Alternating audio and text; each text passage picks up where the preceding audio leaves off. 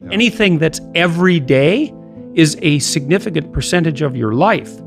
Compare yourself to who you were yesterday and not to who someone else is today. One of the things I tell people when they're trying to develop a vision for their life or an implementable plan is make a bad plan. Like, make the best one you can, but don't get obsessive about it. It's like, make a plan, implement it. You'll figure out when you implement it why it's stupid, exactly, and then you can fix it a little bit. And then you can fix it a bit more, and then you can fix it a bit more. I don't think that I've ever been in a situation where if something wasn't going right for me and I sat and thought, okay, all right, I'm willing to figure out what I'm doing wrong, which is a big thing to think because you never know how much you're doing wrong. It might be something that you really don't want to contend with. But if you clear some space to meditate on that, the probability that you'll figure out something that you did that was stupid, that's bending you and twisting you in the wind, you'll get an answer very, very rapidly. The answer to how you pay for your past sins isn't by jumping off a bridge. Well, how much do you need to be beat up? Enough so you fix the problem. No more than that. Minimal necessary force.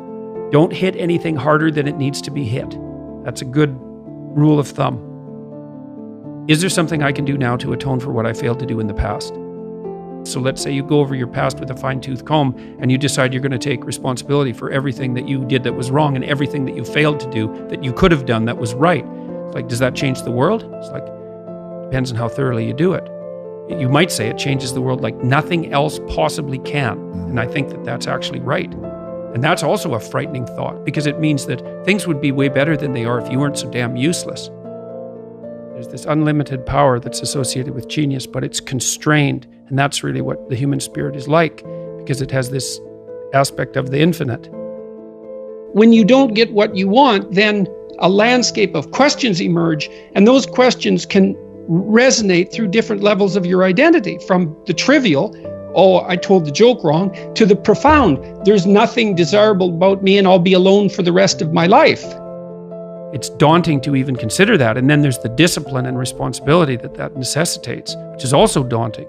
It's like, oh my God, the problem's that serious. I'm really going to have to get my act together in order to not contribute to it, much less solve it. And so the problem is terrible. And then the solution is daunting. When I commit to something and make sacrifices, if something's valuable, you'll make sacrifices to attain it. And that discovery of sacrifice, it's one of the primary factors separating human beings from animals, because we discovered that we could let go of something we value in the present and we would gain something we value even more in the future. You got to aim at something. It's like, otherwise your life is meaningless. Well, what should you aim at? Well, I don't know. Well, pick something. Aim at it. As you move toward it, you'll get wiser. Then maybe your aim will change. That's okay. But at least it'll change in an informed way. It's like, discipline yourself in one dimension. See what happens. Well, that's exciting. Always take into account the cost of what you're doing now. Right? Because what people tend to think is, well, whatever I'm doing now is risk-free, and here's a bunch of options. It's like, no. Whatever you're doing right now has all sorts of risks. You're just blind to them because you've habituated to them. They've become invisible. You can't wait around to make things better on the assumption that what you're doing already is without risk. So when people come to see me clinically, for example, and maybe I'm helping them figure out what to do with their career. So they say, well, I think I might need to change jobs. It's like, okay, what's stopping you? Well, there's lots of things, right? Well, I have a job. That's something. Offers me some security. My CV isn't up to date. People don't like updating their CVs. It's partly because it's hard, but also because they're not very proud of it. So then updating your CV turns into sort of updating your life, and that's a complicated thing. And then maybe you don't like being interviewed, because most people don't, and maybe you don't like being judged. And maybe you don't like the fact that if you look for another job, there'll be 50 rejections for every one acceptance. It's like there's a whole plethora of terrible things you have to encounter if you want to change jobs. So you think, well, I'm not going to do that. The risk is too high. It's like, fair enough.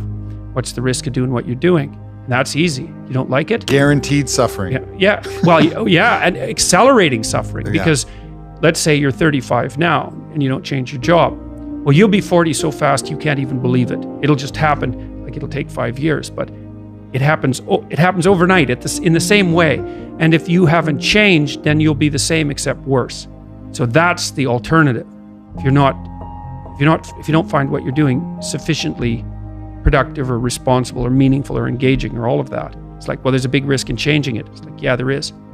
In our phenomenological landscape, so that's the world as we experience it, complete with emotions and motivations and dreams. And so the full range of human experience, including the subjective and the objective, let's say, can broadly be broken into two domains. And one is the domain of things that are beyond our grasp and reach, and that's the unknown. The unknown emerges. When the unknown emerges, you tend to experience anxiety. And then there's the known, and I define the known very specifically and very carefully. The known is the place you are when what you're doing produces the results you want. And I say want because that brings motivation and emotion into the game. So you're motivated to pursue something. You pursue it, and what you want happens. Not only do you get what you want, but you get validation for the structure that governs your perceptions and your actions. There's lots of different ways to interpret the world, and you can maybe even make a case that there's an endless number of ways to interpret the world. And the problem with that is that it kind of disorients you in terms of what you should be doing. But just because there's a very large number of ways to interpret the world doesn't mean there's a very large number of productive, meaningful, and sustainable ways to interpret the world. And one of the things you do have to do is figure out how you can conduct yourself today so that you don't upset the apple cart in a week or a month or a year, right? Because you're playing an iterating game. One of the things I often tell my clients, and this is a really useful thing to know too, there's a lot of emphasis in the New Testament, especially in the Sermon on the Mount, on paying attention to the day. The thing that's so interesting about the day is like a page in a book. Of course, there's many pages in a book, but the page repeats. And so I had one client who was spending about 45 minutes a night fighting with his young son about when to go to bed.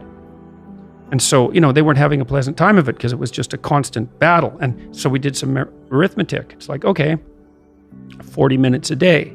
So that's 280 minutes a week. So that's, let's say, 5 hours. It's 20 hours a month, or it's 240 hours in a year. That's 6 work weeks. That's a month and a half. You're spending a month and a half of work weeks doing nothing but fighting with your son. What makes you think you're going to like him? Right? Well, and you think, well, it's only 40 minutes a day. It's like, don't fool yourself. You're awake, let's say 16 hours. 5 of those hours are basically maintenance. So you got about 11, and then 7 of those are work. So now you're down to 4. And so if you're spending 15 minutes a day doing something painful and stupid, and you do it every day, it's like 10% of your productive life. Yeah. And so it's really useful to get, because people think backwards. They think, well, I have a vacation coming up and that's really important. It's like, no, it's not. You're only going to do it once. It's not that important. Yeah. How you treat each other at lunchtime, if you eat together every day, that's your life. Yeah. Fix that. Yeah. Get it so that the food's good. Get it so that you're happy with the people that are sitting there. Fix that. It's like, poof, 10% of your life is fixed.